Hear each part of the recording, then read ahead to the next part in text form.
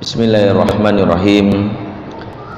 Assalamualaikum warahmatullahi wabarakatuh. Waalaikumsalam warahmatullahi wabarakatuh. Innal hamdalillah nahmaduhu wa nasta'inu wa nastaghfiruh wa na'udzu billahi min syururi anfusina wa sayyiati a'malina.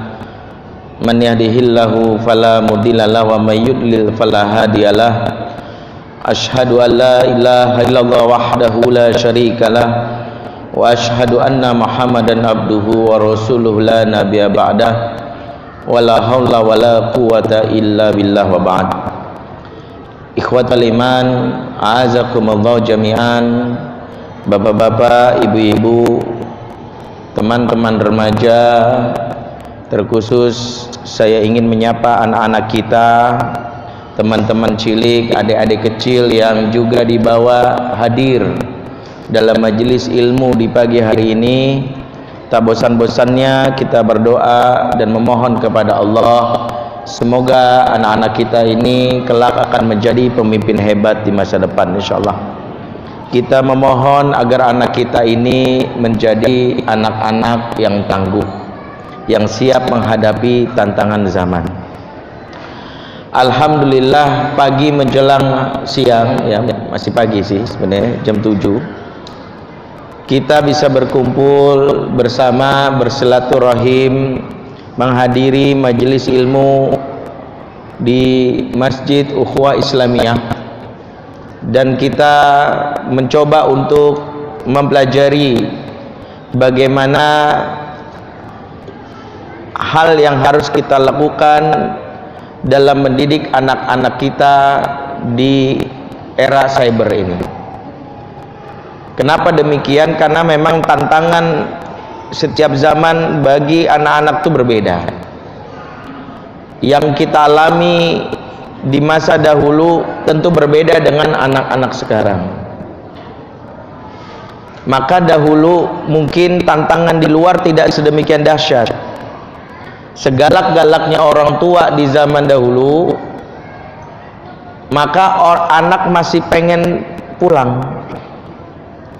Sebab dahulu mungkin hiburan juga nggak banyak, ya. Dulu tayangan paling di rumah paling cuman TVRI, ya. Itu juga kadang sebagian ada yang nontonnya di kelurahan. Kalau keluar rumah yang didapati kebun, sawah, belum ada 7-Eleven, belum ada Margo City, belum ada Detos, belum ada Demol, belum ada yang lain, belum ada Indomaret Point. Sehingga zaman dahulu ortu yang tidak punya bekal ilmu dalam mengasuh, cuman bisa ngasih makan, marah-marah saja, masih membuat anak pengen pulang. Sebab anak juga bingung, di luar ngapain lama-lama, daripada kesambet jin kan mendingan pulang. Namun seiring dengan zaman yang berubah, di mana anak-anak sekarang sudah mulai mengetahui informasi dunia luar dengan gadget di tangan, ada pola-pola komunikasi juga yang berubah, dan ini yang harus kita antisipasi agar jangan sampai kita lost, di mana anak-anak kita yang disebutkan dalam Al-Quran sebagai anak-anak yang lemah. Wal yaksalladzina law taraku min khalfihim zurriyatan di'afan khafu alaihim. Hendaklah kita khawatir, hendaklah takut seandainya meninggalkan di belakang mereka, di belakang kita, yaitu anak-anak yang lemah. Zurriyatan di'afan. Anak-anak yang lemah disinilah anak yang mudah tergerus, terbawa kepada tantangan zaman. Anak-anak yang lemah adalah anak-anak yang tidak siap menghadapi tantangan zaman, menjadi generasi pengekor, menjadi generasi yang ikut-ikutan. Dan generasi ikut-ikutan inilah yang sudah Rasulullah sabdakan 14 abad yang lalu. Rasulullah dalam hadis riwayat Tirmizi, dihasankan oleh Syekh Albani, mengutarakan bahwa la takunu imma'ah, jangan kalian jadi generasi imma'ah.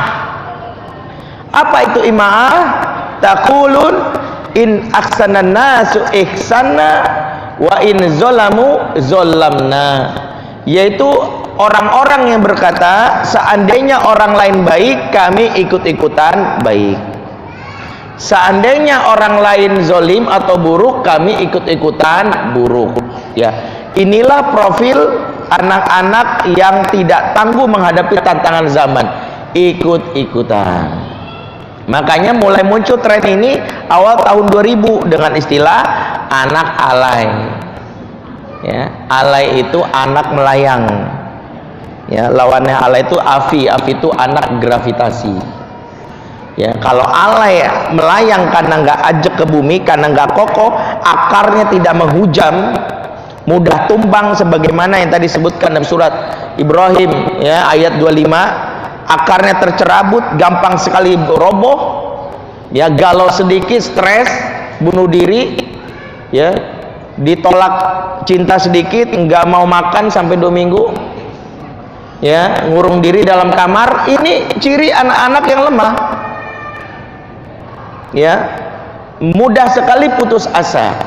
Kenapa? Inilah yang akan kita hadapi. Makanya kenapa alay itu cenderung adalah ngikut-ngikut, melayang, apa kata teman, ya, dibawa ke musola ayo, dibawa ke tempat dugem ayo. Sholat rajin maksiat jalan, ya, STMJ itu sholat terus maksiat jalan, ya, amar ma'ruf nyambi mungkar. Nah, kenapa demikian? Inilah anak-anak yang muncul di generasi cyber. Nah, tugas orang tua adalah mengantisipasi hal ini. Apa itu generasi cyber? Ya, banyak istilah yang dipakai oleh para pakar, disebutnya juga dengan I generation atau juga generasi Z, ya, generasi net atau generasi internet. Di mana generasi ini dicirikan satu poin penting, yaitu ya biasanya ini mulai muncul kelahiran anak-anak tahun 95 ke atas. Ya, kelahiran tahun 95 ke atas, di mana ini identik dengan pertumbuhan era digital, ditandai dengan mulai merebaknya internet. Ya, ini untuk mendefinisikan atau mengidentifikasi apa itu generasi cyber. Apa saja cirinya? Ciri pertama, ini biasanya fase teknologi. Makanya selalu upgrade perkembangan handphone terbaru, gadget terbaru. Ya, rumah boleh saja dari triplek, tapi minimal handphone layar sentuh. Bosen selama ini makan doang layar sentuh, di warteg kan gitu ya, layar sentuh keluar tempe. Pengen juga sesuatu yang beda, yaitu handphonenya layar sentuh. Makanya ini menjadi hobi anak-anak sekarang. Mereka malu, maka istilahnya kalau disebut gaptek. Makanya mereka sudah tahulah bagaimana mengaplikasikan ini, bagaimana cara membrowsing, bagaimana mencari artikel, jawaban dan sebagainya. Ini mudah sekali. Ini anak-anak era cyber. Ya, nggak mau lagi pakai handphone yang fungsinya cuman SMS-an. Nggak peduli, ya. Makanya handphone penghasilan minim bapaknya, tapi handphonenya minimal Samsung Galaxy S5. Ya, dibeliin Asia Hidayah nolak, ogah, cukup saya aja dapat hidayah, handphone saya nggak usah. Ya, males. Yang kedua, punya jaringan sosial via media. Maaf, sulit kita temukan anak kelahiran 95 yang sudah ABG sekarang tidak punya akun sosial. Kemungkinannya akan dikucilkan anak-anak yang kita katakan pasti gaptek, pasti ini anak bisa dibilang anak nggak gaul. Minimal punya Facebook, ya, Facebook, kalau nggak Twitter, anak gaul. Yang lagi ngetren sekarang pet, kan gitu ya. Kalau saya dari dulu nggak pernah mau pakai pet. Kalau Twitter kan nge-tweet, kalau pet ngepet kan gak enak. Ya, saya bilang emang pakai lilin. Saya bilang. Kayaknya saya nggak mau. Cukup saya punya Twitter aja gitu. Minimal punya. Mereka punya jaringan sosial, ya, punya akun informasi. Yang ketiga multitasking, makanya kita lihat akrobatik lagi menaik motor sambil jawab SMS, mantap kan? Udah gitu jawabnya cepat lagi gitu. Oke, cepet. Ya, bayangin lagi naik motor, kecepatan 80 km per jam. Ya, di depan ada polisi, samping ngerogoh kantong, siap-siap mengambil ini, sebelah kanan jawab tuh, mantap, luar biasa. Multitasking inilah yang membuat anak-anak kita nanti nggak fokus. Wajar habis sholat yang dicari adalah handphonenya. Assalamualaikum warahmatullahi wabarakatuh. Assalamualaikum warahmatullahi wabarakatuh. Subhanallah, subhanallah, subhanallah, subhanallah. Jadi yang dicari adalah subhanallah itu ngelihat laporan apa atau grup mana yang ada ini, jadi baca. Yang keempat adalah instan. Semuanya pengennya cepat, maka informasi cepat. Ya, generasi cyber membuat anak-anak makanannya pun instan, semuanya serba cepat. Ortu pun akhirnya juga terbawa dengan situasi ini. Makanya ortu kadang pendidikannya ngasuh anak juga mau cepet, nggak mau bertahan lama. Anak bandel sedikit langsung, Ustadz bisa belajar hipnotis nggak? Akhirnya anak hipnotis, tatap pada saya, dalam hitungan ketiga kamu akan jadi anak soleh. 1, 2, 3, selesai. Yes. Kita merasa dengan pendekatan hipnotis, maaf kalau ada yang tersinggung, mungkin saya yang salah, tapi saya bukan melihat hipnotisnya, tapi ngelihatnya pengen cepetnya, nggak mau melewati proses. Anak baru dikit langsung ke pesantren, nggak mau ditangani sendiri padahal dia mampu. Makanya nanti kita akan lihat hubungan emosional anak sekarang dengan ibunya kurang. Ibunya maunya netein buru-buru, yang membuat ikatan batin akhirnya tidak kuat, tidak menikmati, sebab ibu merasa netein ganggu jadwal dia untuk jawab temennya di Facebook. Ada yang komen, cepet apa nenek, aduh udah lama banget itu yang komen udah 5, bunda kan harus ngetek satu-satu tuh. Jadi ini juga yang dialami oleh ibu sekarang, tidak siap untuk nenenin.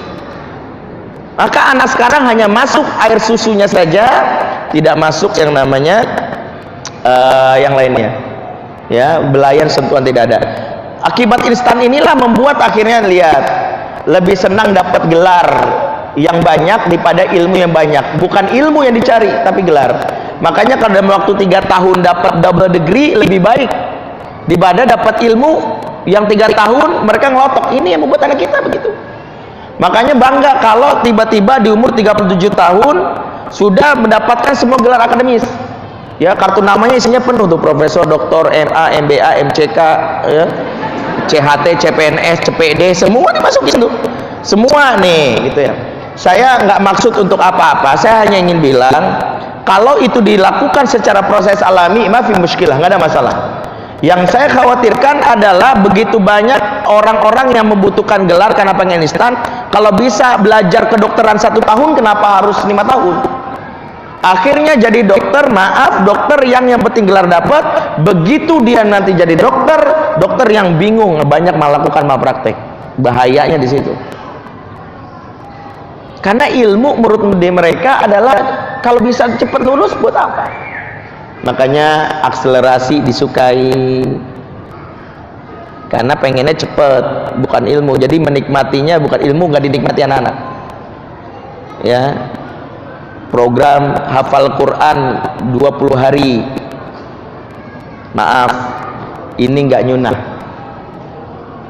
Kalau ada yang protes silakan, tapi kalau kita lihat Quran turun berangsur-angsur, itu tandanya bahwa memang bukan untuk dihafal Quran itu, tapi untuk ditadaburi dan dipraktekkan.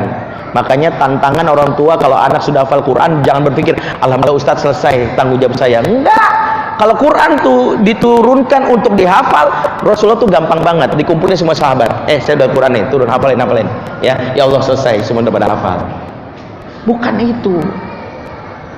Tugas Rasul adalah liutammima makarimal akhlak. Makanya Quran itu sarana untuk anak belajar akhlak. Jadi belum selesai, ini baru bab pertama nak dari tugas kamu. Maka pelajari Al-Quran, setelah itu kamu aplikasikan. Jangan sampai setelah hafal Quran, yes bunda, tapi akhlaknya nggak mencerminkan. Ada teman nggak hafal diledek, lu nggak hafal Quran, gua dong 30 juz, gue ditolak. Nauzubillah. Insya Allah sih nggak ada, setahu saya sih nggak ada Hafiz kayak gitu. Ini agak ekstrim aja contohnya, tapi ini harus kita juga maksimalkan, ya. Maka dampak dari kualitas generasi cyber tadi, asosial, terbiasa ngelihat kejadian cuman nge-like, ya, di posting foto nge-like, makanya ada nenek-nenek jatuh di depan dia, gitu ya, nenek-nenek ketabrak kereta, gitu ya. Kenapa nggak punya kepekaan? Karena diajarin cuman nge-like komen, bertindak jarang. Makanya di dalam rumah cenderung punya gadget masing-masing. Makanya sama ortu saja BBM-an, WhatsApp-an. Pada dalam rumah, nak makan nak, udah Pak, baru aja di-download tuh, makan aja di-download. Saking gak sempetnya. Ya, ini yang berikutnya, terburu-buru dan tidak teliti. Karena pengen cepat, instan, berita apapun di-share segera. Maka begitu banyak berseliweran berita hoax di era cyber ini yang hanya dimiliki, yang hanya orang yang cerdas, yang mau sabar untuk melakukan tabayun. Sebab ada ceritanya bagus, gambarnya gambar 2 tahun yang lalu, mendramatisir, dikirim, kita langsung kita terkesima, kita langsung share lagi. Ini emang ciri generasi ini, terburu-buru, dapat berita ini langsung di-share tanpa diolah, dianggap semua benar. Siapa yang bisa menyebarkan pesan dari ini, maka dalam 7 hari dapat rezeki yang berturut-turut. Kalau tidak disebarkan ke 10 temannya, maka akan musibah melanda, langsung di-share. Atau kadang WhatsApp sedang melakukan ini, kalau di-share ke 10 grup berikutnya, maka Anda akan mendapatkan poin. Caranya gimana coba gitu? Tidak di-share. Yang berikutnya adalah, dampaknya adalah tidak tangguh dalam proses. Tadi gampang putus asa. Makanya kita akan lihat anak-anak yang baru masuk sekolah 2 bulan kita pindah. Karena mereka terbiasa kalau di gadget era cyber, kalau mereka nggak suka sama berita tinggal close, nggak suka sama grup tinggal left. Kan ini pola-pola menunjukkan anak-anak yang gampang fly, ya, left group, close and chat, delcon, istilah mereka. Lu nggak suka, gua blok. Maka begitu menghadapi dunia realitas, nggak suka keluar, nggak bisa tangguh. Bunda malas sekolah di sini, nggak asik, aku mau pindah. Karena terbiasa untuk memilih, untuk nggak suka gua delete. Makanya kan kita ngeliat berita nggak suka, gua cari yang lain, gitu ya. Berikutnya technojunkis. Technojunkis ini istilah yang disampaikan beberapa pakar komunikasi yang menunjukkan anak-anak yang tidak bisa lepas dari gadgetnya, atau istilah sekarang nomophobia, ketakutan kehilangan handphone lebih melanda anak-anak kita dibandingkan ketakutan kehilangan orang tua, ya. Makanya sebelum tidur ngecek status dulu, bangun tidur ngecek status, pulang sekolah bukan tangan ibu yang cari charger mana bun, charger. Makanya kalau anak sekarang dulu sandang pangan papan, anak sekarang sandang pangan pulsa papan dan paket kuota. Jadi mereka rela berlapar-lapar, nggak makan, sabar, tapi nggak bisa ketika paket kuota habis. Ya, ini sesuatu yang takutkan. Berikutnya konsumtif, ya, terbiasa mengikuti pola-pola yang perkembangan teknologi, maka nggak ngukur. Gaji orang tua sekian, nggak berpikir, yang penting harus penuhi. Ibunya cuma buru cuci, tapi laptop anaknya adalah Vaio, Sony, atau yang iPad, iPhone. Ini juga dilanda anak-anak kita. Kalau orang tuanya nggak memenuhi, makanya mereka menjual diri. Maka ada istilahnya cabai-cabean, ya. Kalau cabai merah itu yang untuk eksistensi sosial, yang muncul sekarang tuh cabai hijau. Cabai hijau itu anak cabai-cabean yang rela menggadaikan dirinya untuk perkembangan teknologi. Yang penting dibeliin BlackBerry, dibeliin Samsung Galaxy, yang penting diisiin pulsa, dan sebagainya. Ya, kawan saya pernah melakukan penelitian, itu banyak muncul di, maaf ya, sepanjang jalan Pantura, dan itu di 10.000 di Sinpulsa cukup bagi mereka. Ini banyak modus bagaimana pelacuran terselubung di dunia sosial media. Mereka rela untuk menggadaikan tubuhnya asal diisiin pulsa. Ya, ini konsumtif. Yang berikutnya adalah ikut-ikutan dan mudah dipengaruhi. Ini yang membuat anak sekarang itu takut sendiri dalam kebenaran dan lebih memilih beramai-ramai dalam kemaksiatan. Kenapa? Kamu kan udah papa bilang jangan nonton itu. Soalnya aku takut nggak ditemenin. Ya, mereka tidak ditanamkan jiwa untuk bagaimana berani sendiri dan kebenaran. Ya, Rasulullah mengatakan apa? Badal Islamu ghoriban fasayaudu ghoriban kama bada'a fatuba lil ghuraba. Islam awal mulanya asing, maka kita bilang anak kita di akhir zaman pun kelak dia akan kembali asing. Maka beruntunglah orang-orang yang terasing. Jadi kalau kamu nggak punya pacar, padahal kamu ganteng, padahal kamu keren, kaya, kamu masih dianggap jomblo, ya, kalau orang curiga jangan maho, biarin aja. Malam minggu kamu justru megang Quran, yang lain pada megang tangan ceweknya, itu ciri anak-anak yang justru tangguh. Ya, makanya kalau kita nggak punya pasangan karena belum siap nikah, nggak usah kita merasa ngenes ketika yang lain ya diledek ATM aja udah bersama, ini masih mandiri aja kan gitu. Biarin aja. Ya, dia bilang aja mandiri juga ada mandiri syariah kan gitu, bilang aja. Gak usah khawatir. Ya, yang jomblo saya lihat sini banyak. Tetaplah terhadap itu. Gak usah merasa cemas. Ya, yang lain opo sendalnya punya pasangan, kamu nggak sendal mah punya pasangan, tapi kan diinjek-injek. Mau punya pasangan terinjak-injak? Jawabnya begitu aja. Karena sekali lagi saya ingatkan, prinsip jomblo adalah seperti bendera, ya, sendiri di atas tiang tapi ditinggikan dan dihormati, gitu ya. Ya, walaupun sih kehujanan juga ya, kehujanan panas ya, resiko ya. Baik. Maka anak-anak kita adalah anak-anak yang kita harapkan minimal tidak mudah dipengaruhi. Nah, bagaimana caranya? Di tengah situasi pertama, kita nggak mungkin mendampingi anak kita setiap saat. Ya, sebab kita bukan Rexona setia 24 jam. Ya. Kemana aja nempel, nggak mungkin. Anak tangguh bukan anak yang tergantung orang tuanya. Malah lucu kalau ke sekolah dianterin sih masih oke. Ke kampus ditemenin orang tua, kan nggak logis. Pas nikah malam pertama minta ditemenin, aneh lagi. Maka nggak mungkin, kita harus siapkan anak kita menghadapi dunia sendiri. Makanya nanti ada challenge, ada tantangan yang harus kita berikan kepada anak kita. Makanya jangan membiasakan anak kita hidupnya manis-manis terus. Ya, segala sesuatu dipenuhi dengan mudah. Anak kita sedari kecil sampai remajanya terbiasa hidup dengan manis, maka kelak mengalami penyakit yang namanya stroke jiwa. Apa itu stroke jiwa? Mereka tak siap menghadapi realitas, akhirnya kolaps. Ya, stres sendiri ketika realitas tidak sebanding dengan idealitas mereka. Ya, akhirnya mengisolir diri, akhirnya menjadi pribadi yang antisosial.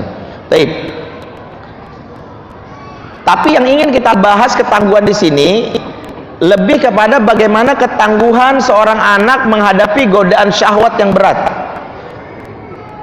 di mana mata mereka sekarang begitu mudah melihat hal yang haram, telinga mereka mudah mendengar hal yang haram. Bagaimana kiatnya? Maka yang pertama, belajarlah dari sosok Nabi yang kisahnya disebut kisah terbaik, yaitu Yusuf alaihissalam. Nanti akan saya bahas bagaimana Yusuf ini mengalami situasi berat sebagaimana yang mungkin dialami anak sekarang, bakal lebih berat Yusuf. Allah menceritakan Yusuf ini sebagai kisah terbaik. Nahnu naqussu 'alaika ahsanal qasas. Kami ceritakan kepadamu wahai Muhammad kisah yang terbaik. Kalau ditanya kita apa kisah terbaik dalam Al-Qur'an, maka jawabannya apa? Yusuf. Nggak usah ragu. Sebab yang bilang bukan ustaz tapi Allah langsung dalam surat Yusuf ayat 3. Ibnu Katsir dalam tafsirnya menjelaskan kenapa disebut kisah terbaik. Salah satunya karena kisah ini kronologisnya jelas. Kisah yang lengkap kronologisnya dari awal sampai akhir itu kisah Yusuf. Jadi kalau bapak-bapak ibu-ibu baca kisahnya, itu seperti membaca novel bestseller. Ya, jelas dari awal dia sayang bapaknya itu dimusuhi, sampai akhirnya terdampar, digoda, sampai akhirnya jadi menteri keuangan atau bendahara negara. Itu dialami Yusuf. Ya. Berikutnya kisah ini juga memiliki unsur dramatikal yang tinggi. Tadi saya bilang seperti sinetron, dan memiliki pesan bagaimana seorang anak menghadapi situasi yang sulit. Kita tahu bagaimana Yusuf mengalami 3 ujian. Seseorang yang tangguh minimal bisa melewati 3 ujian. Yang pertama, tangguh dalam melewati situasi sulit. Ini yang dialami Yusuf.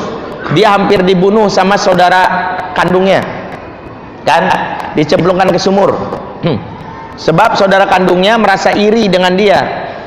Ya, apa kata dia? La Yusuf wa ahu ahabu ila abina minna. Sungguhnya Yusuf dan saudaranya yang namanya Bunyamin lebih dicintai oleh ayah kita dibandingkan kita. Nah, karena itu cemburu. Nah, ini juga sebuah pesan buat para laki-laki, ya, khususnya yang mau niat poligami. Ada nggak? Banyak, gitu ya. Ada pesan yang secara tersirat dijelaskan dalam ayat ini bahwa urusan poligami dalam Islam ternyata bukan hanya memikirkan akurnya antar istri, ya, baik istri yang dimadu maupun istri yang diracun, bukan, ya, bukan sekedar akurnya antar istri. Justru PR terberat poligami adalah mengakurkan antar anak dari istri yang berbeda. Sebab sejarah membuktikan seperti Yakub, dia gagal dalam hal ini untuk mengakurkan antar anak, sehingga anaknya punya kecemburuan sama dari anak dari ibu yang berbeda, sehingga Yusuf dicemplungin ke sumur. Ini juga dialami oleh yang namanya Muhammad Al-Fatih. Kalau kita baca kisahnya, pada saat dia menjabat jadi sultan, yang mengerongrong kekuasaannya justru saudara kandungnya sendiri dari ibu yang berbeda. Makanya ibu-ibu di sini, ya, kalau suami mau poligami, jawabannya jangan kamu nggak sayang sama aku, itu nggak akan membuat suami bergeming. Poligami sih poligami aja. Tapi jawaban yang membuat suami bergeming adalah, salah satunya adalah, Mas, jangan pikirin aku, kamu pikirin anak-anak kita. Kamu mau anak kita kayak Yusuf dicemplungin ke sumur sama saudaranya, ya kan? Itu cukup nyesek bagi suami. Ya benar juga, ya benar juga, ya. Ya, jadi tahu jawabannya kan, Bu? Ya, udah siap kan? Ya, kalau itulah hikmahnya kenapa Rasulullah istrinya banyak, tapi anaknya hanya dari satu rahim yang hidup, yaitu Khadijah. Sementara ada istri yang lain, ada yang lahir yaitu dari Maria Al-Qibtiyah, yaitu namanya Ibrahim, wafat di sebelum umur 2 tahun. Yang hidup hanya dari rahim Khadijah. Seolah Allah ingin memberitahu bahwa istri Rasul boleh banyak, tapi supaya tak ada konflik berikutnya, anaknya hanya dari satu rahim, itu Khadijah. Ya, jadi ini juga pelajaran penting yang niat poligami. Salah satunya pikirkan juga antar anak. Ya, berarti nggak boleh dong? Bukan nggak boleh, sebab dalam riwayat juga disebutkan kisah Nabi yang poligami sukses akur antara anak. Siapa? Nabi Ibrahim alaihissalam.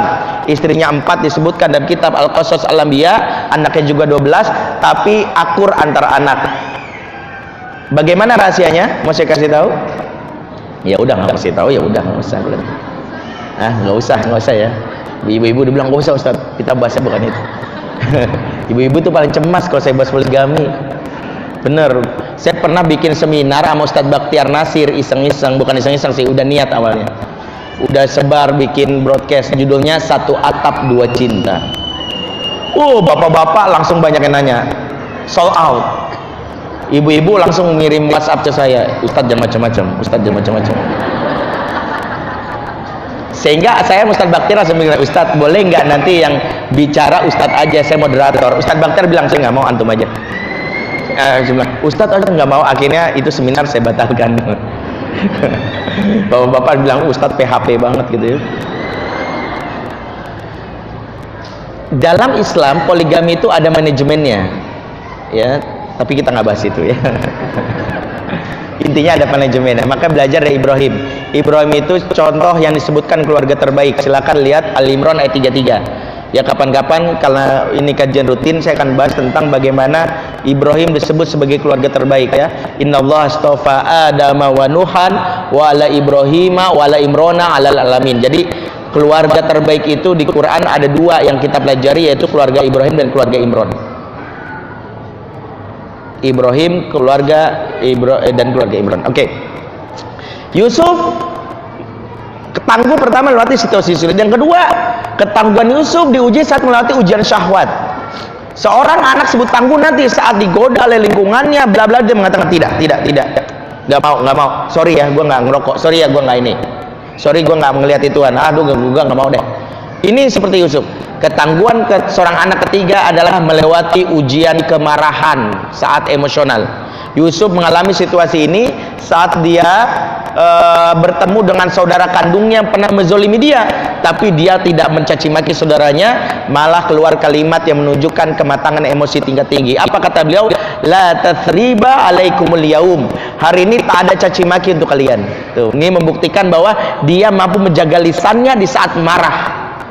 Maka seseorang disebut tangguh jika melewati tiga situasi itu: tangguh saat sulit, tangguh saat syahwat, dan tangguh saat marah. Baik. Yang mau kita pelajari di sini adalah seorang anak bagaimana di era cyber ini melewati ujian syahwat. Sebab ini yang sekarang berseliweran. Lihat, pornografi sekarang situs-situs meningkat ya. Indonesia termasuk dalam top 10 situs pornografi yang paling banyak diakses di dunia. Ya. Bahkan mudah sekali tayangan-tayangan yang berbau pornografi. Nah, ini kita korelasikan dengan anak-anak kita. Maka belajar dari Yusuf, karena Yusuf mengalami situasi yang pornografinya bukan dilihat ini, tapi langsung. Maksudnya langsung adalah dia digoda langsung oleh seorang perempuan. Siapa nama perempuannya? Zulaikha. Nama julukannya Zulaikha, nama aslinya Ra'il. Ra'il ini nama aslinya. Jelas kalau Ibnu Katsir bahwa Zulaikha itu lakopnya, julukannya. Nama aslinya adalah Ra'il, istri dari Kiftir, ya, suaminya Kiftir. Baik. Allah menyebutkan dalam surat Yusuf ayat 24, walaqad hammat bihi wa hamma biha. Sungguh wanita itu, yang maksud wanita itu tadi adalah Zulaikha, punya kecenderungan syahwat pada Yusuf. Ini menandakan yang mulai adalah perempuannya dulu, agresif, menawarkan diri. Ya. Jadi Zulaikha ini begitu kepincut dengan kegantengan Yusuf. Karena Yusuf ini emang gantengnya di atas rata-rata. Ya, saking gantengnya kita tahu dia terpesona majikannya sampai dia teman-temannya meledek dia. Masa sama budak sendiri naksir, maka nggak percaya dikumpulin. Karena kebetulan Zulaikha dulu punya ya teman-teman sosialita juga, kan gitu ya. Maka dikumpulin temannya, lu lihat nih berondong punya gue nih ya, lihat. Maka begitu ditabrak Yusuf, semua kan terpesona. Lagi motong buah, jarinya kepotong nggak terasa. Inilah efek dari kegantengan tingkat tinggi, menyembuhkan luka. Ya. Maka kalau pengen tahu suami kita ganteng di atas rata-rata atau tidak, lihat.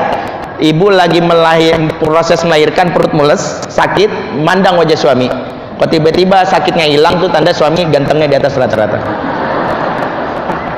Tapi pada saat lagi sehat, memandang wajah suami tiba-tiba mules, itu tandanya di bawah rata-rata ya. Jadi bapak mau dites pak? Ya, Yusuf begitu, saking gantengnya, wah gitu ya. Emang ganteng itu menyembuhkan luka. Oke.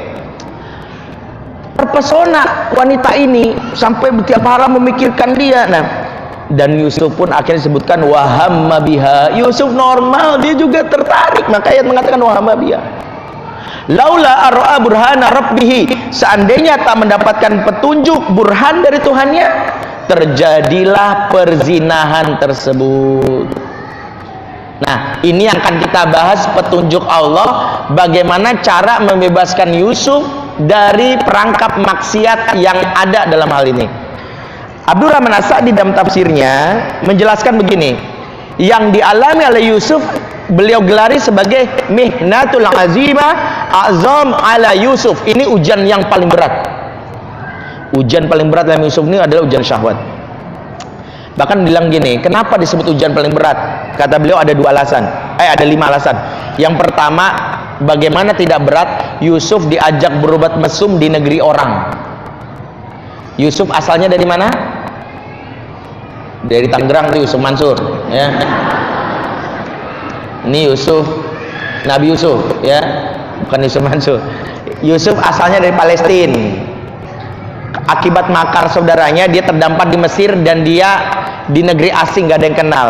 Rumusnya gini, orang kalau berada di negeri asing gak ada yang kenal, pagar dia berbuat maksiat itu sudah banyak yang terlepas.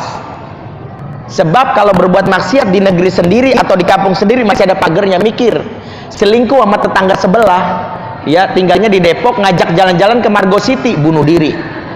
Bego banget, orang di kampung sendiri, orang pasti kenal. Jangan deh, mikir, ya kan?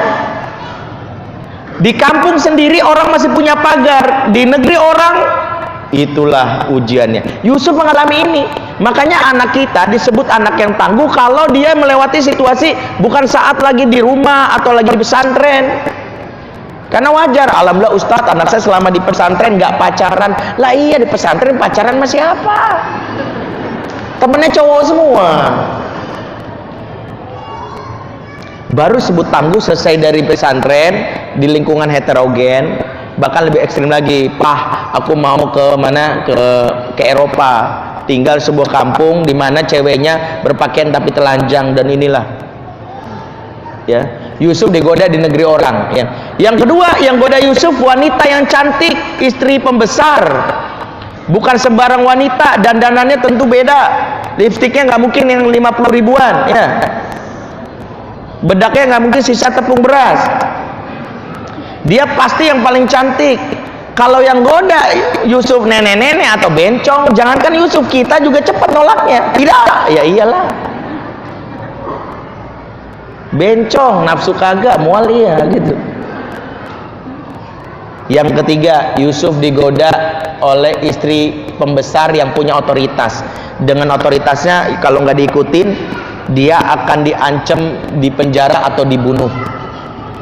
Dalam situasi inilah Yusuf mengalami keterpaksaan. Tapi karena dia pemuda yang tangguh, dia nggak mengambil fikih darurat. Ya, sebab kita banyak yang apa-apa darurat. Terpaksa Ustadz, mau gimana lagi? Saya diancam. Yusuf tangguh. Makanya ciri pemuda yang tangguh adalah dia tidak mudah mengambil fikih darurat untuk diri dia. Pemuda yang lemah kebalikannya, gampang banget mengambil fikih darurat untuk dirinya. Lagi kelaparan di hutan, ya, ngelihat babi lewat, main tusuk aja, terus dibakar, dimakan. Padahal kalau dia jalan 3 langkah ke belakang, dibuka warung Indomie 24 jam.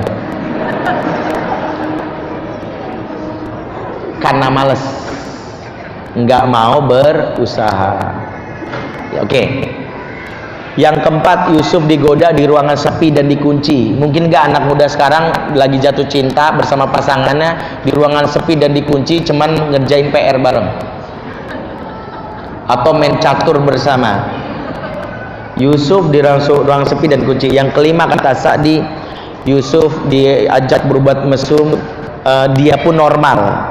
Dia sebagai lelaki disebutkan wahamma biha, dia pun menyukai juga, wahamma biha, artinya Yusuf normal. Kalau ada sekarang lelaki digoda wanita cantik mempesona, mengatakan tidak, kita curiga, jangan-jangan maho alias gay.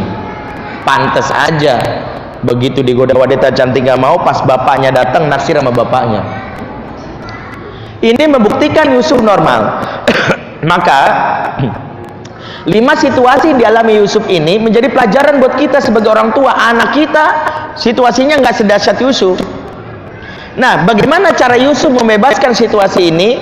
Yang pertama, ayatnya dijelaskan, laula aro'a burhana rabbih, seandainya tak mendapatkan petunjuk dari Tuhannya. Apa petunjuk yang dimaksud yang membuat Yusuf tidak berbuat maksiat? Syekh Amin As-Sinkiti dan kitab Adwaul Bayan mengumpulkan beberapa riwayat dari para mufasir yang mengartikan makna laula ara'a burhana rabbi. Saya kumpulkan cuman 3 deh, karena ada 15. Yang pertama dari Mujahid, muridnya Ibnu Abbas, ya, dijelaskan bahwa saat Yusuf hendak memeluk Zulaikha, apa kata beliau? Ra'a suratan Yaqub fil jidar. Yusuf tiba-tiba melihat wajah ayahnya di dinding. Ini Allah mengirimkan wajah ayahnya ke dinding di tempat Yusuf berbuat maksiat sebagai pengingat, sebagai tazkirah. Ntar kita akan bahas. Ternyata sosok ayah menjadi poin penting menyelamatkan anak di era cyber. Ya. Dalam riwayat lain, wa akhraja Ibnu Jarir wa Ibnu Abi Hatim wa Abu Syekh an Qatadah, dikeluarkan oleh Ibnu Jarir, Ibnu Abi Hatim dan Abu Syekh dari Qatadah radhiyallahu an fil ayah, dari ayat yang berbunyi laula ara burhana rabbih, qal, dia berkata ra'a ayatan min ayati rabbih, ya, Yusuf melihat tanda-tanda dari kekuasaan Rabbnya, ya, hajazallahu biha an maksiatih, yang mencegahnya dari perbuatan maksiat. Apa tanda yang dimaksud? Zukirolana annahu mathalallahu yaquba adon ala usbu'aihi, diterangkan kepada kami nampak wajah Yakub sedang menggigit kedua jarinya di depan Yusuf. Tuh, jadi saat dia hendak membeli Zulaikha, tiba-tiba ayahnya marah sambil menggigit kedua jari. Orang Arab memberi istilah kegeraman itu dengan menggigit kedua jari, geram sekali. Apa yang dikatakan ayahnya sambil menasihati? Wa huwa yaqulu lahu, dan ayahnya berkata, ya Yusuf, wahai Yusuf, atahumu bi amali sufaha, apakah engkau hendak melakukan perbuatan orang-orang bodoh? Tuh, disebut ini perbuatan orang bodoh, goblok. Wa anta maktubun fil anbiya, engkau itu tercatat sebagai nabi. Kamu tuh nabi. Fadzalikal burhan, itulah petunjuk yang dimaksud dari ayat tadi. Jadi Allah memberi petunjuk kepada Yusuf supaya dia tidak melakukan perbuatan maksiat dengan nasihat ayahnya yang terpisah jauh, yang ada di Palestina. Ayahnya ditampilkan dan ayahnya menasihatinya, sehingga gara-gara nasihat ayahnya dijelaskan fantazallahu kulla syahwatin kanat fi mufasilihi, dan Allah tiba-tiba maka Allah mencabut setiap syahwat yang ada setiap persendian Yusuf. Ya, ini dari yang disampaikan oleh Qatadah. Riwayat Muhammad bin Sirin mengatakan juga hal yang sama. Redaksinya berbeda. Dijelaskan oleh Ibnu Sirin, masalallahu Yaquba alaihi salam adon ala usbuhi yaqul, ya, Muhammad bin Sirin juga mengatakan nampak wajah Yakub menggigit kedua jarinya sambil berkata, Yusuf bin Yakub bin Ishaq bin Ibrahim Khalilur Rahman. Yusuf, engkau tuh keturunan Yakub, keturunan Ishak, keturunan Ibrahim, kekasih Allah yang Maha Rahman. Ismuka maktubun fil anbiya, namamu tercatat di antara para nabi. Wa ta'mal amala sufa, kenapa engkau lakukan perbuatan orang-orang bodoh? Ada 3 penjelasan yang disampaikan oleh Syekh Amin Asy-Syinkiti dalam kitab Adwaul Bayannya, yang memberitahu hal yang membuat Yusuf terhindar dari maksiat, yaitu nasihat ayah yang tiba-tiba muncul. Ini kata kuncinya. Ayah yang dekat dengan anaknya sedari kecil mampu membuat anak menjadi pribadi yang tangguh di saat ABG, sebab nasihat ayah jadi rujukan anak menghadapi tantangan dunia luar. Ketika temannya menggoda, ngerokok lu nggak mau, ngerokok lu nggak mau, sekali doang nggak mau, dasar lu bencong, kata dia. Apa? Justru kata bapak gua, bencong banyak yang ngerokok. Kata bapak gua, ini kata kunci di era sekarang adalah ketika ayah jadi rujukan nilai ketika menghadapi informasi luar. Abi, masa aku dapat broadcast begini, bener nggak sih, Bi? Ayah yang jadi rujukan, inilah poin pentingnya. Ayah pahlawan. Ketika gurunya nasehatin, maaf kalau di sini ada yang guru, kalau dapetin murid yang ngeyel, maaf, kita kasih tahu terus dia bilang, Pak guru sotoy, kata abiku nggak begitu, maka apresiasi abinya. Berarti abinya telah mengikat hatinya, sehingga kalau dinasehatin dia tetap bilang kata abiku nggak begitu. Teleponlah abinya mengatakan, Ustadz luar biasa, terima kasih Ustadz, saya pengen coba diluruskan anaknya gini, karena dia lebih dengar perkataan Ustadz daripada saya. Tuh. Ketika Yakub hadir saat dia menasehati, dikirimkan oleh Allah, wajahnya kan bisa saja, alah bapak, gue lagi asik-asik juga gangguin aja, udah langsung kan gitu ya. Tapi ini enggak, ayah, abi, Maka kaget, ya Allah, langsung gak nafsu lagi. Ini kata kuncinya. Maka ayah yang dekat dengan anaknya, yang membuat anak saat lagi browsing internet lagi nih, aku ingat banget pesan Abi, hati-hati kalau browsing dengan kalimat ini, dan astagfirullahaladzim, mataku bisa rusak, otakku bisa tidak mau. Ini kata kuncinya. Sebab ada ortu yang bisanya cuma nasehatin doang, tapi nggak mengikat hatinya. Nasihat anak, nasihat ortunya bukannya malah dicegah, nggak dilakukan, malah dikerjain. Abinya bilang jangan lakukan ini, malah dikerjain. Makanya anak sekarang itu justru nasihatnya masuk kuping kiri, keluar kuping kanan, kan gitu. Kalau yang sekarang lebih ekstrim lagi, konon kabarnya nggak gue biarin masuk kuping gue satupun. Ini anak sekarang. Makanya abinya nasehatin, bapaknya nasehatin, dia pasang headset di kupingnya sambil ngangguk-ngangguk. Ya. Bapaknya GR, ini anak taat banget. Padahal dia lagi dengerin musik Bon Jovi, kan gitu, gini-gini aja. Yakub memberi inspirasi pertama dalam era cyber. Pertama, dekatlah dengan anak sedari dini, sehingga kalau dia ada masalah di luar, dia akan nempel ke kita.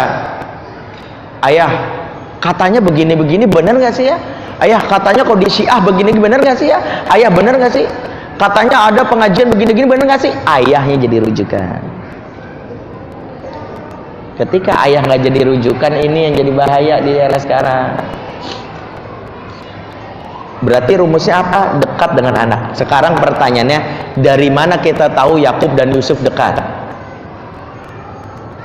Kita akan mendapatkan jawabannya di surat Yusuf ayat 4. Wa idh qala Yusufu li abihi ya abati inni ra'aitu ahada asyara kawkaba wasyamsa wal qamar ra'aituhum li sajidin. Ada yang menarik di sini. Pertama, Yusuf memanggil ayahnya dengan panggilan ya abati.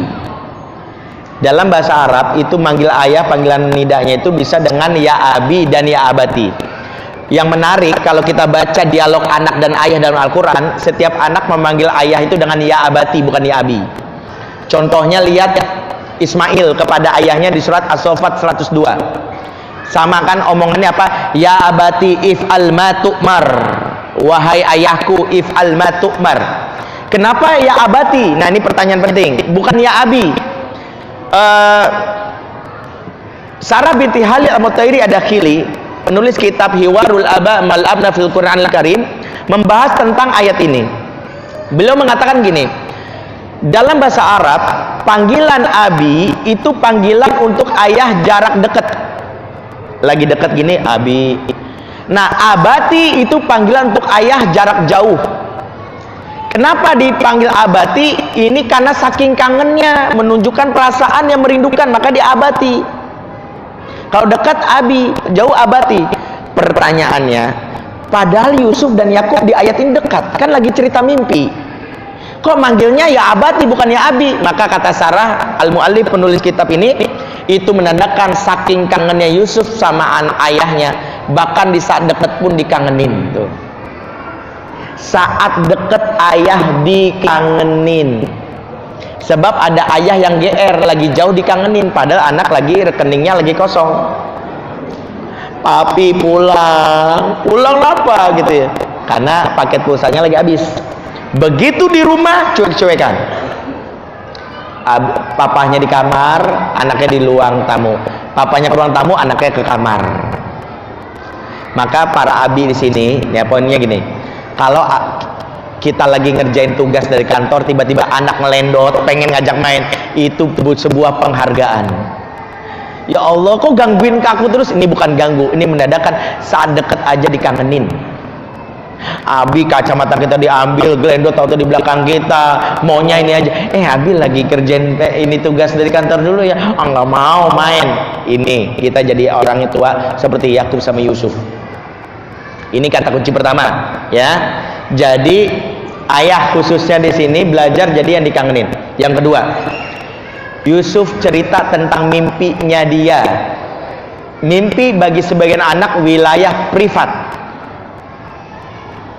Nih, ketika anak cerita mimpinya, maka sejatinya dia tidak punya privasi kepada orang tuanya. Sebab nggak semudah itu cerita mimpi. Coba kita bapak-bapak sini misalnya mimpinya agak aneh, ya cerita sama tukang bakso mungkin nggak mungkin, pasti sama teman sebelah. Akhim, masa aneh semalam mimpi istri aneh 3, ya. Kemudian temennya bilang, ente masih mending, masih boleh mimpi aneh, mimpi aja diprotek sama istri, ya. Jadi dia masih cerita. Coba kalau orang yang nggak punya kedekatan mungkin nggak cerita mimpi, tidak. Maka gini, rumus mendidik anak di era cyber adalah menjebol privasinya. Ketika anak sekarang punya privasi, jangan GR, bukan mendadak mandiri. Ingat, kalau anak sudah mulai mengeluarkan kalimat that's my privacy, maka saya ingin bilang, wahai para bunda dan ayah, privasi bagi anak ABG sekarang sejatinya membunuhnya. Mereka akan terbunuh dengan privasinya sendiri. Tahu-tahu kita kaget, shock, tahu-tahu anak kita sudah hamil di luar nikah. Nauzubillah min dzalik. Kaget tahu-tahu ternyata dia sudah jadi bandar narkoba. Kaget tahu-tahu selama ini nggak pernah masuk sekolah, dikeluarin dari sekolah. Ya Allah. Kata kuncinya karena mereka punya privasi. Maka para ayah, kembali ayah dulu. Ayah tugasnya adalah bagaimana menyelamatkan anak di masa krisisnya. Salah satunya membangun kedekatan dari kecil. Sebab penelitian dari Profesor Gregory Slayton, pakar fathering di Amerika, ayah yang dekat dengan anaknya mampu menyelamatkan anak di 5 masa krisis. Yang pertama, awal sekolah. Gini, anak biasa di rumah ketika masuk sekolah, kalau nggak deket sama ayahnya, cirinya adalah adaptasinya lama. Masuk TK maunya ibunya di samping dia. Ibunya pergi, dia kejar ibunya. Ibunya ke WC, digedor. Ibunya nggak ada, dipegang gurunya, nangis, mama. Kalau ini terjadi lebih dari seminggu, maka dia mengindikasikan nggak deket sama ayahnya. Sebab anak yang dekat dengan ayahnya mampu membuat anak gampang adaptasi dengan dunia luar. Makanya kalau anak dekat sama ayah tuh kadang over. Masih kecil tukang bakso led panggil abang, siapa deh tahu.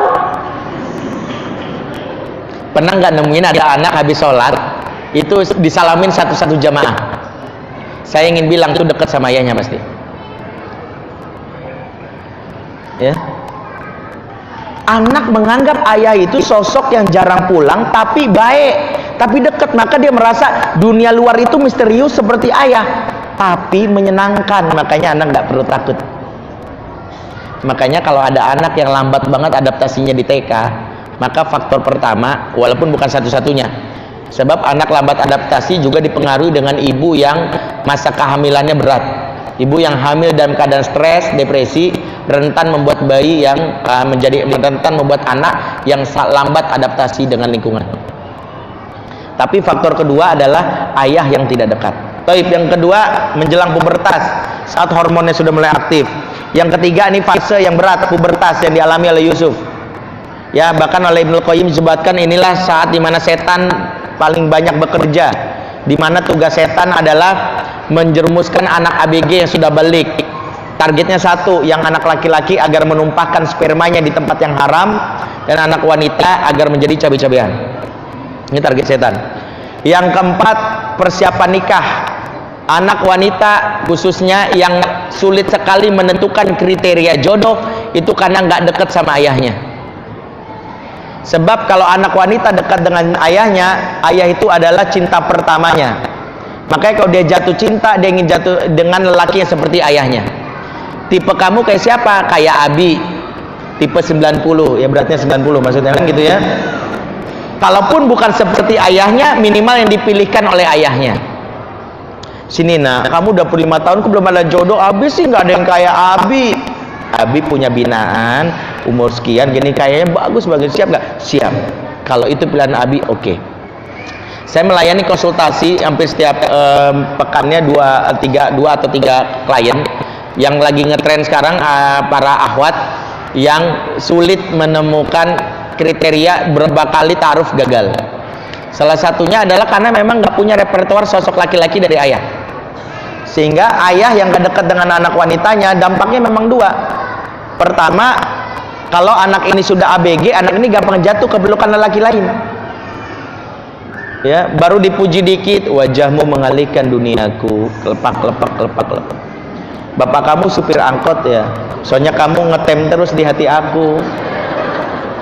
Bapaknya maaf, lisannya terlalu kaku untuk mengatakan, "This, you are my love." Aduh, cintanya Abi, cintanya ayah sini, nah. Aduh, ayah memang sibuk, tapi ayah kangen kamu terus. Nah, kamu harus tahu ya, tidak ada satupun lelaki di dunia ini yang lebih mencintai kamu kecuali ayah. Kalau ada yang menyakiti kamu, bilang, ayah nggak akan biarkan lelaki itu menyakiti kamu. Ayah akan sakiti dia 2 kali lipat. Mengganggu kamu berarti mengganggu ayah. Ayah nggak peduli, ayah kejar tuh orang. Nggak perlu ayah mutilasi 5 bagian. Ini lebay, jangan contoh. Tapi saya ingin bilang, ini kalimat yang berhari-hari, bertahun-tahun dirindukan anak wanita kita. Makanya ada fenomena cabai-cabean karena nggak dekat sama ayahnya. Ayah lisannya terlalu kaku. Makanya waktu itu saya pernah nanganin kasus seorang pengusaha nelpon saya, "Ustadz, boleh nggak saya konsultasi? Datang kantor saya, please, saya punya masalah sama anak wanita saya."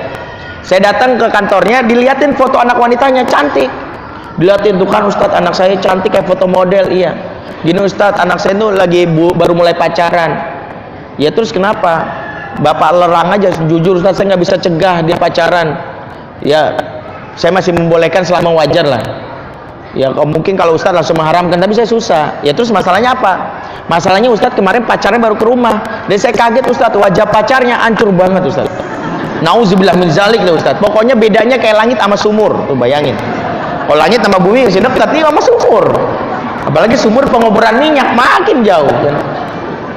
Kemudian bapak ini biasa, ya biasa ini bapak-bapak yang apa-apa delegasiin orang. Ustadz boleh nggak nasihatin anak saya? Kayak kalau Ustadz kan konselor remaja, paling anak denger. Saya jujur paling males sebenarnya, tapi karena saya penasaran aja. Jadi maksud beda langit dan sumur tuh kayak apa kan gitu ya. Makanya saya datang ke rumahnya di daerah Kemang. Pas nyampe pas asar, sholat berjamaah di musola yang dibangun oleh bapaknya. Rumahnya rumah luas, ada security-nya juga, ada CCTV. Begitu kita selesai sholat asar ngobrol di teras, anaknya datang, dibonceng sama cowok pakai motor sporty, helmnya full face. Begitu helmnya dibuka, saya istighfar, bener, astagfirullahaladzim, bener. Kan jujur gitu. Sampai saya bilang, ini mah Pak di bawah standar SNI. Saya bilang jauh. Si bapak sambil gondok, tuh kan Ustadz, pasti anak saya dipelet, bener dipelet. Terus si anak cuek aja, jalan lewatin kita, lewatin garasi, ada kolam renang di sana, main gitar. Untungnya si cowok nih kayak sadar diri, nggak disukai sama si bapak ini. Kemudian dia izin tiba-tiba, "Om, pamit Om." Si bapak kan kesel, jawabannya gitu, "Yeah," gitu doang. Ketika dia pamit, anak wanita dipanggil, "Sini kamu, sini kamu. Kamu bisa nggak sih milih pacar yang mukanya beneran dikit? Bikin malu papa kamu. Kamu tuh cantik kayak foto model, dapet yang kayak gitu. Dipelet kamu." Anak ini bilang, "Pah, aku tahu dia jelek, aku tahu mukanya rusak, tapi papa harus tahu ya, dialah satu-satunya lelaki yang bisa menyanyikan lagu Adele dengan baik di depanku." Saya bingung, lagu Adele tuh apa ya kan gitu ya. Saya waktu itu tahun 2011 saya baru punya smartphone BlackBerry yang itu bulb. Makanya saya buru-buru searching. Adele itu nama penyanyi dari British Idol kalau nggak salah, Adele. Dulu punya lagu yang lagi ngehits judulnya Someone Like You. Kata dia, cewek mana yang gak kelepak-kelepek ketika ada cowok jago main gitar, ya syairnya bagus, suaranya bagus, jatuh hati lah. Inilah rahasianya kenapa ada anak band yang mukanya rusak bisa nikah berkali-kali. Ya nggak usah mikir siapa-siapa, ya nggak usah usus berjauh-jauhan. Saya ingin bilang satu hal, sebab dia tahu kuncinya deketin anak wanita yang nggak deket sama ayahnya.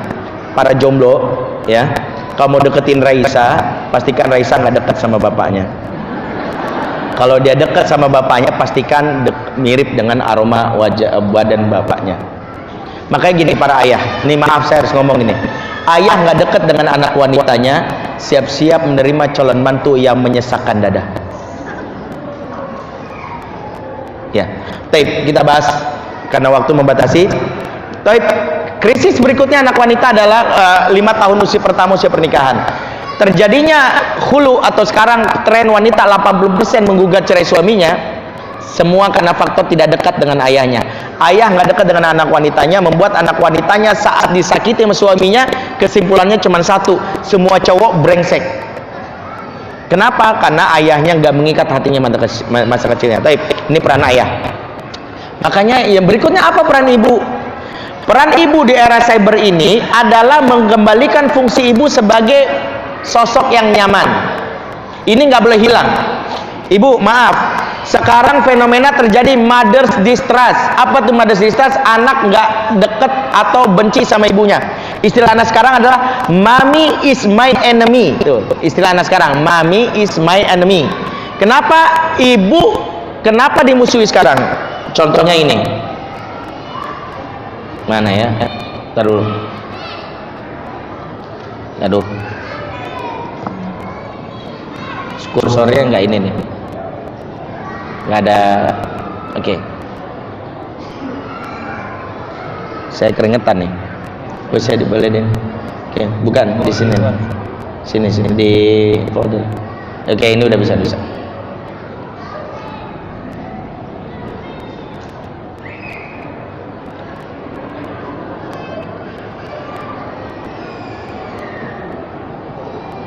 Sorry.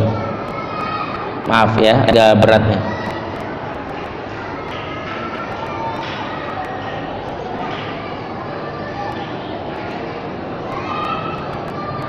Oke, saya kasih contoh tweet anak ABG sekarang tentang ibunya, ya.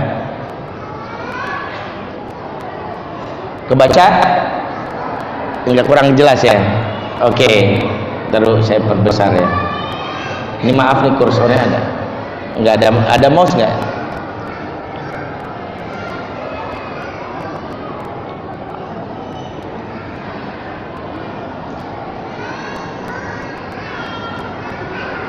Oke. Intinya gini, anak sekarang mudah sekali mengatakan maaf, anjing, babi, bangsat sama ibunya. Nih ya, anjing kalau bukan orang tua gue udah gue ukit semuanya nih, bangsat amat ya, nggak dijaga nih, bangsat amat punya mulut, nggak dijaga jadi mama. Ini anak sekarang. Oke, ini satu tweet ada berapa ya? Saya ngumpulin hampir berapa tweet ya? Tuh kan, sama ayah boleh, sama mama nggak boleh. Ah, bangsat kau mah. Gini aja deh, biar cepat ya waktu membatasi. Habis ini kalau mau penasaran, searching kalimat di Twitter mama bangsat. Kita akan dapati update terbaru anak-anak caci maki ibunya. Atau istilahnya tai, anjing dan sebagainya. Saya nemuin ini, eranya memang tahun 2000, saat saya dan 2011 kebetulan biasa nongkrong di 7-Eleven. Ya, saya dulu karena keseluruh remaja setiap Jumat malam nongkrong di 7-Eleven di Siharjo, Pancoran.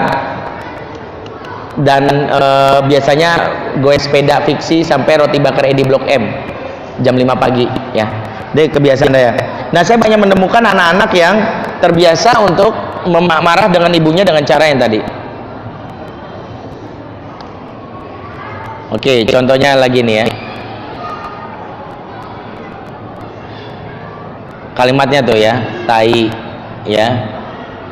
Oke, itu aja. Nah, ini banyak saya temuin fenomena ini. Bahkan yang paling ekstrim itu saat lagi Facebook tuh pernah mengeluarkan seorang anak pernah memposting status gara-gara laptopnya kebasahan. Mungkin udah pada tahu ya. Itu dia bilang begini di Facebook, dasar mak gua pelacur. Sampai disebutin jual aja tuh kemaluan ibunya untuk mengganti laptopnya rusak. Nauzubillah. Saya banyak nemuin kasus ini karena saya ke seluruh remaja ya, saya hampir menangani 1400-an. Saya ingin bilang fenomena mommy is my enemy ini fenomena yang menunjukkan dua hal. Ini saya bahas langsung ya. Waktunya singkat tapi mudah-mudahan ibu memahami. Pertama, ikatan batin antara ibu dan anak yang rusak di umur 0 sampai 2 tahun ditandai dengan ibu yang salah dalam memberikan ASI. Yaitu pertama, terlalu cepat disapih, atau ibu memberi ASI tapi lewat botol doang, anak jarang dipeluk dan dibelai. Bagi ibu bekerja, ini ada rumusnya. Saya nggak ingin salahkan ibu bekerja yang memberi ASI lewat botol, tapi ingat perkataan Ibnu Qayyim dalam kitab Tufah. Beliau bilang gini, jika ASI seorang ibu berhenti sebelum anak berumur 2 tahun, maka hak anak untuk bermain dengan puting ibu tidak boleh dilarang. Maksudnya apa? Mohon maaf, ibu harus menyetok ASI di botol, malam hari harus ditempelin ke puting ibu supaya lengket, sebab ikatan batin dipengaruhi di umur 0 sampai 2 tahun. Kalau ini terpenuhi, saat ABG ibu wajahnya berubah, dia sensi, bunda kenapa? Aku salah ya bun, tuh. Tapi kalau nggak deket, ibu mukanya berubah karena marah, justru anak malah ngeledek. Bunda cool banget. Sering aja bun kayak gitu bun. Oke, ini pertama. Makanya para suami bantu istri kita supaya dekat sama anaknya. Kalau nyusuin dia harus bekerja, berikan haknya untuk nempel dulu ke puting ibu. Jangan suami dulu ya. Oke. Yang kedua, terjadinya peran yang tertukar. Ini peran ibu memberi rasa nyaman. Hadis Rasul mengatakan tazawwajul wadud al walud. Nikailah olehmu wanita punya jiwa wadud dan walud. Apa wadud di sini? Wadud di sini akar kata dari al mawaddah. Mawaddah artinya rasa kasih sayang yang membuat kangen. Tuh. Walud artinya bisa melahirkan. Nah, sekarang banyak ibu yang bisa melahirkan tapi nggak punya jiwa yang dikangenin sama anak. Sebab ibu ketukar perannya, ibu memberi rasa nyaman, ayah itu penegak aturan. Ar-rijalu qawwamuna 'alan nisa. Qawam itu maknanya taqwimun nizam, menegakkan aturan. Makanya lihat surat Luqman, anaknya bandel keluar nasihat dan aturan. La tamsi fil ardi maroha, la tusair khodaka linnas, itu aturan. Maaf, ibu sekarang tuh kebalik, karena ibu kan paling sering ikut seminar parenting, ya kan? Tuh lihat, sekarang aja banyak kan jamaah ibu-ibu. Itu kenapa? Membuat ibu akhirnya kalau ketemu anak bawaannya tuh marah dan pengen ngatur terus. Nonton TV nggak boleh lebih dari 2 jam. Ya Allah, tuh siapa tuh buka laptop sembarangan? Itu jendela itu kok kebuka sembarangan? Itu jemuran diangkat. Makan Indomie kan udah bilangin sakit perutnya. Es krim, udah tahu pilek. Papanya pulang, papa mau es krim. Boleh lah. Ibu, kalau ini terjadi sama ibu, hentikan. Bukan ibu yang mengatur anak suami. Ibu tugasnya ketika anak, papa gitu sih, gitu. Sabar ya dong.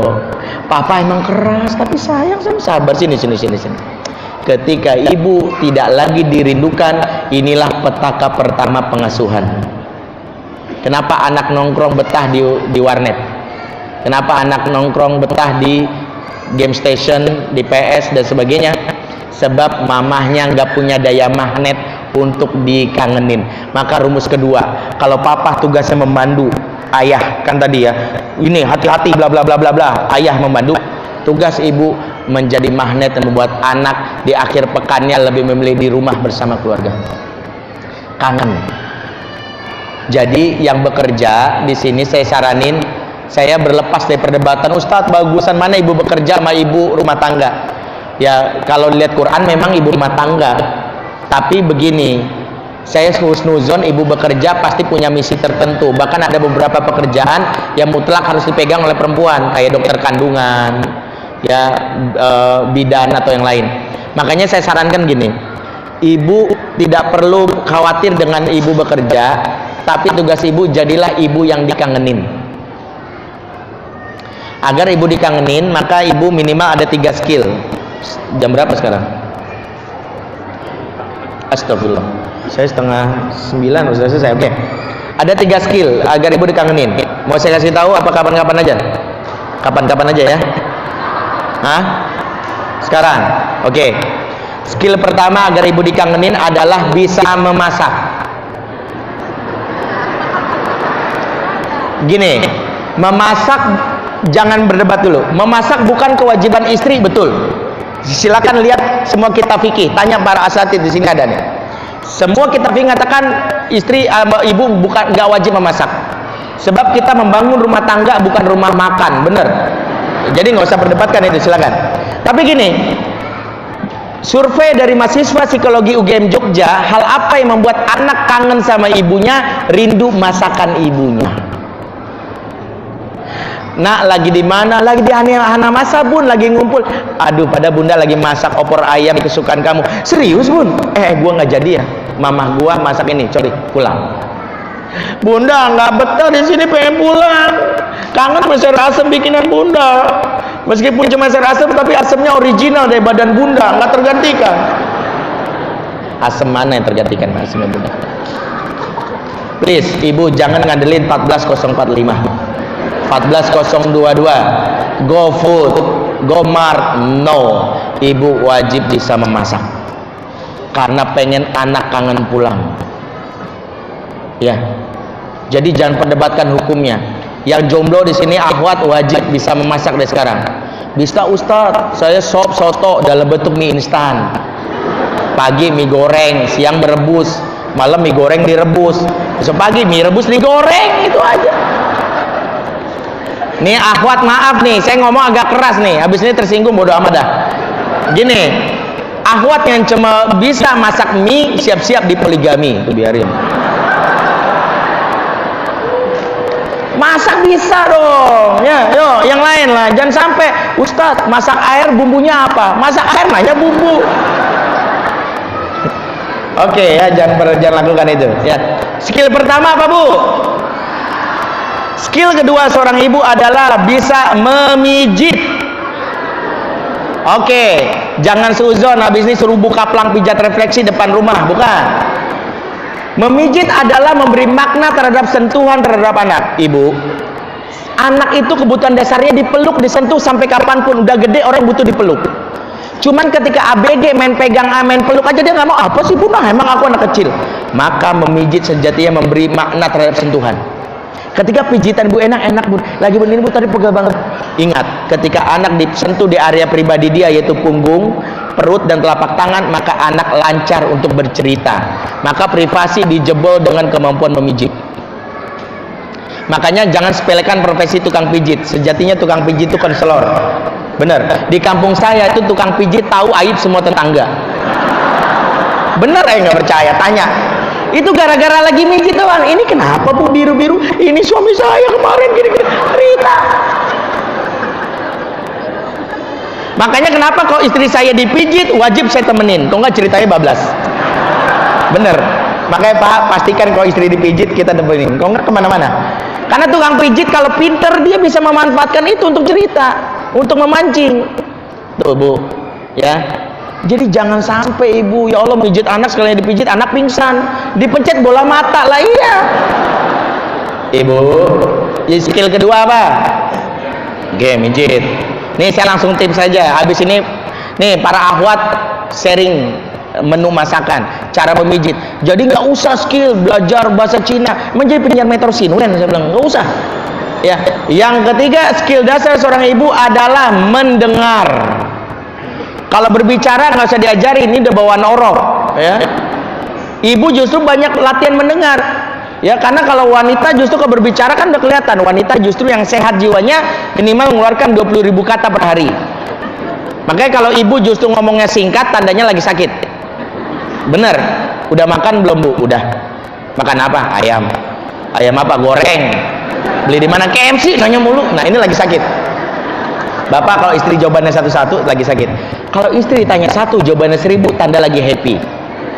Udah makan belum bu? Udah. Tadi kan aku mau beli ayam goreng di tengah jalan ketemu Bu Juju. Bu Juju nawarin batu akik bacan 100.000 pak.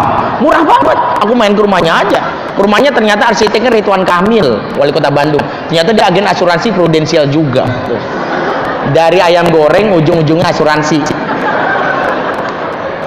Maka bapak kalau istri ngomongnya banyak perhatikan tanda lagi happy. Jadi nggak usah diajarin skill bicara. Yang ibu butuhkan skillnya mendengar. Sebab anak banyak mau cerita tertahan gara-gara ibu nggak bisa mendengar. Karena anak baru cerita, bunda tadi ada yang naksir aku. Kalau Allah Ta'ala fi kitabil karim.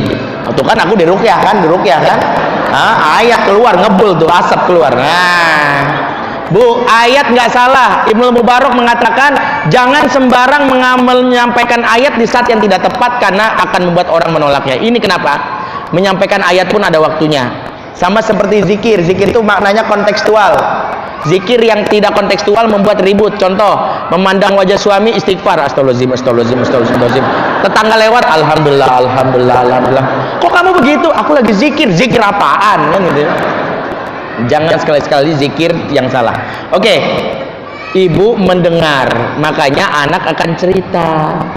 Bunda tadi masa ada yang naksir aku, masa sih? Maka tekniknya apa? Tekniknya namanya teknik cicak, tahu? Ya Allah, anak seneng digituin. Makanya kalau anak gak dicicekin, ya curhat sama cicek yang asli. Oke. Ibu miliki skill, ya. Apa saja yang pertama? Yang kedua? Yang ketiga?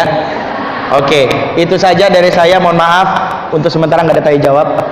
Jam 9 saya ditunggu di kota wisata Cibubur, ya. Kalau ini kajiannya insya Allah tiap bulan di pekan keempat. Jadi kita akan bikin Islamic Parenting berseri. Nanti bulan depan saya akan bahas tentang kesalahan-kesalahan dalam pengasuhan anak. Ya, mudah-mudahan bisa dilanjutkan. Jadi mohon maaf nggak ada tanya jawab dulu. Saya ditunggu karena udah jam 8:30.